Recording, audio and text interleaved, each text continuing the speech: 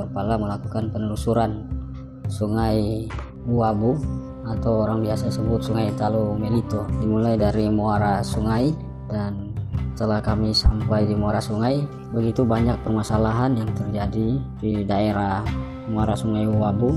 Yang pertama itu adalah kita tidak lagi melihat antara pertemuan muara sungai tersebut langsung ke Danau Limboto. Yang kita lihat bahwa muara sungai itu, air dari Sungai Uabu ini hanya bermuara langsung ke kebun daripada para masyarakat yang ada. Tentunya kalau kita melihat kebun tersebut tidak lain adalah pembentukan daripada sedimen yang dihanyutkan oleh Sungai Uabu selama sekian puluh tahun, sehingga bisa membentuk satu tanah timbul atau satu daratan, yang akhirnya daratan tersebut dimanfaatkan oleh masyarakat sekitar menjadi lahan pertanian.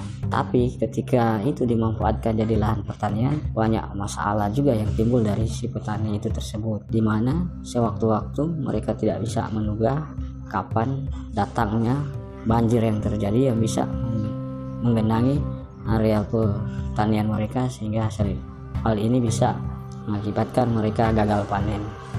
Kalau kita lihat antara akhir dari muara sungai dengan jarak Danau Limboto itu masuk ke perairan Danau Limboto itu masih sekitar 650 meter. Itu dalam bentuk daratan yang harus dilewati oleh air, melewati beberapa bidang daripada perkebunan masyarakat. Di kebun masyarakat sendiri, contoh bisa kita lihat langsung bagaimana ditanami tanaman keras seperti kelapa.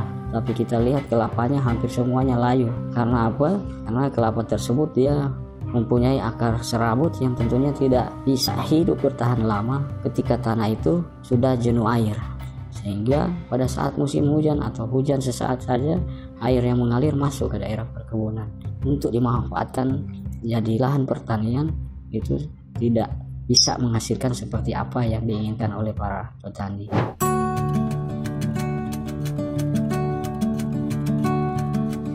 Kemudian selanjutnya juga kami berjalan agak ke atas, mulai dari muara. Kami mendapati bahwa kondisi daripada air di muara yang sudah sangat keruh dengan warna keabu-abuan mendekati kehitaman.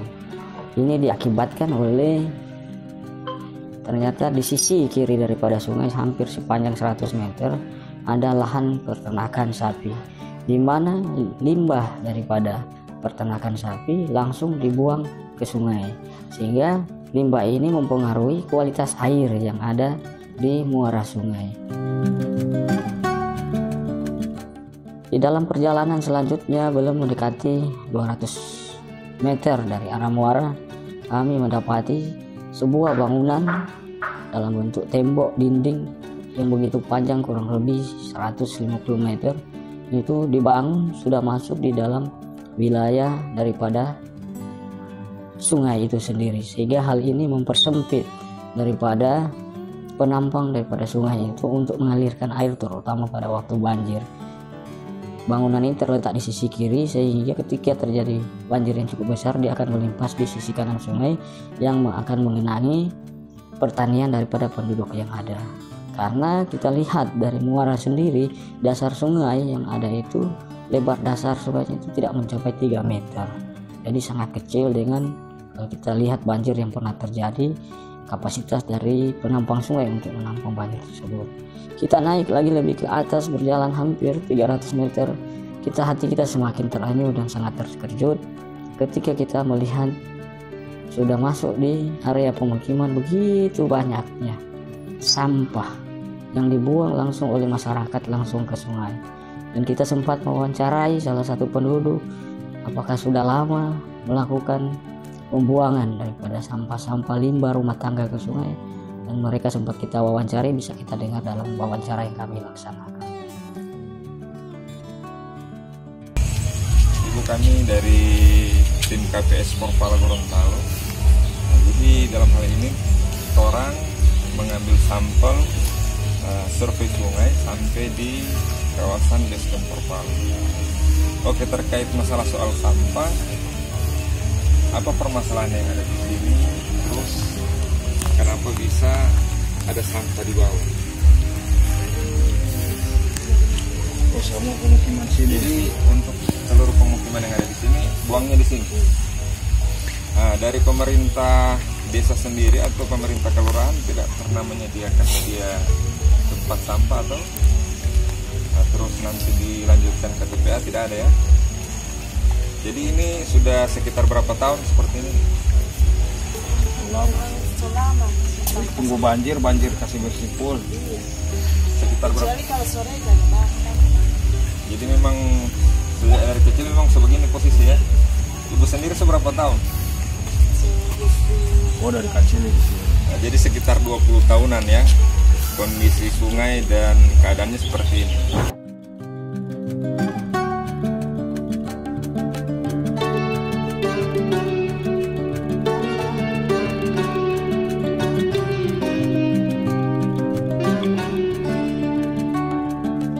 Perjalanan lagi lebih ke atas, kami mendapatkan bahwa dominan daripada tumbuh-tumbuhan yang tertanam di sisi kiri sungai itu adalah bambu, baik bambu air maupun bambu kuning.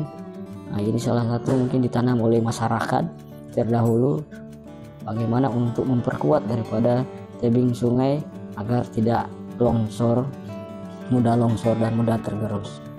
Tapi yang cukup memprihatinkan, semakin kita ke atas menyusuri sungai dengan melewati pemukiman, hampir semua daripada pemukiman yang kita lewati yang berada di daerah pinggiran sungai semuanya membuang sampah dan 5 rumah tangga itu langsung ke sungai. 500 meter perjalanan dari arah muara sungai kami mendapati ada masyarakat yang memanfaatkan material sungai terutama pasir untuk keperluan untuk bahan bangunan.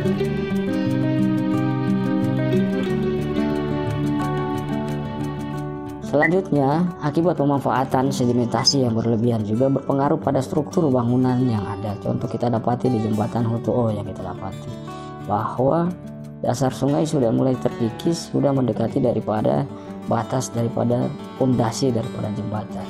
Hal ini akan sangat membahayakan struktur bangunan itu sendiri. Karena apa? Setiap kalau digali terus, maka dasar sungai akan semakin turun ke bawah, akan berpengaruh kepada struktur dari jembatan itu sendiri pada saat banjir ketika aliran yang cukup besar untuk mengurus daripada dasar sungai.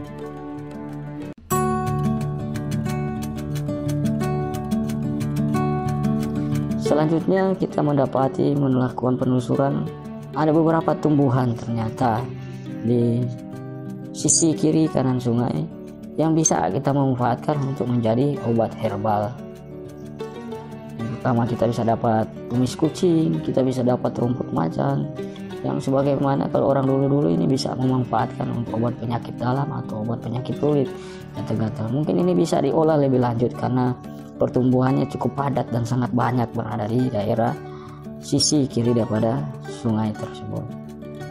Kita melakukan penelusuran lagi yang lebih jauh ke arah hulu, semakin kita terenyuh. Seringkali ada anekdot kita selama berjalan melakukan penelusuran, wah kayaknya ini kualitas air ini sudah bagus karena dilihat secara visual bahwa air ini begitu jernih. Semakin kita ke hulu lagi, kita mendapati juga ternyata hampir sama merata bahwa limbah masyarakat, sampah masyarakat itu semuanya dibuang ke sungai.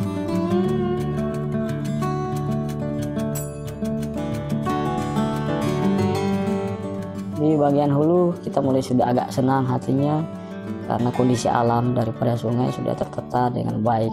Yang lebih memprihatinkan ternyata di bagian hulu cukup tinggi dia punya tebing sungai, tapi kalau dilihat dari jenis material yang ada itu tanahnya tanah lepas dan pada saat terjadi banjir itu mudah tergerus. Nah ini yang salah satu bisa mengakibatkan longsor karena ada pemukiman di atasnya.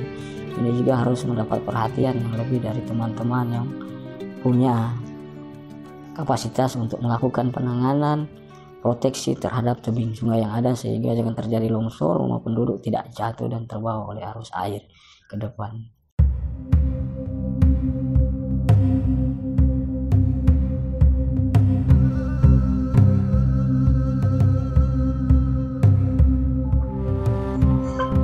Selanjutnya kami masih terus melakukan penelusuran ke arah hulu. Ternyata kami masih banyak dikejutkan dengan berbagai macam kejutan yang terjadi. Dan contohnya bahwa kami melewati salah satu bangunan air. Kami mencari-cari tahu apa fungsi bangunan air. Wah, ini kayaknya bangunan sebuah pengendali sedimen yang dibangun oleh salah satu institusi yang ada di PUPR. Ternyata kami lihat tampak daripada belakang daripada bangunan itu sudah hancur tergerus oleh air, dan itu bisa dilihat dari foto yang kami nanti perlihatkan. Kami juga buat video itu di bagian belakang daripada bangunan tersebut. Setelah kami telusuri agak ke depan, ternyata lebih mengejutkan lagi, di mana kita tidak bisa melihat ini bangunannya bentuknya seperti apa lagi, karena sudah tertimbun oleh material sedimen, sudah sama tingginya dengan dasar sungai yang ada. Berarti ini adalah bangunan mungkin penangkap sedimen, penangkap pasir, tapi sudah sama tinggi, sudah sama tinggi ibaratnya mersunya daripada bangunan ini dengan dasar daripada sungai. Berarti sedimen yang ada itu cukup besar.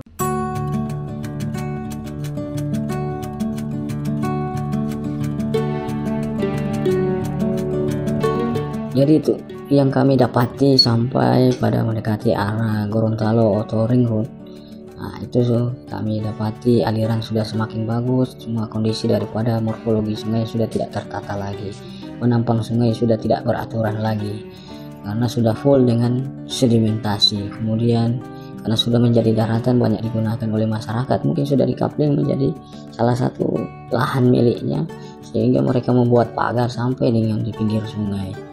Ini kan mereka tanami tanaman pertanian yang bisa bermanfaat, tapi hal ini juga tidak baik daripada kondisi daripada morfologi sungai yang ada.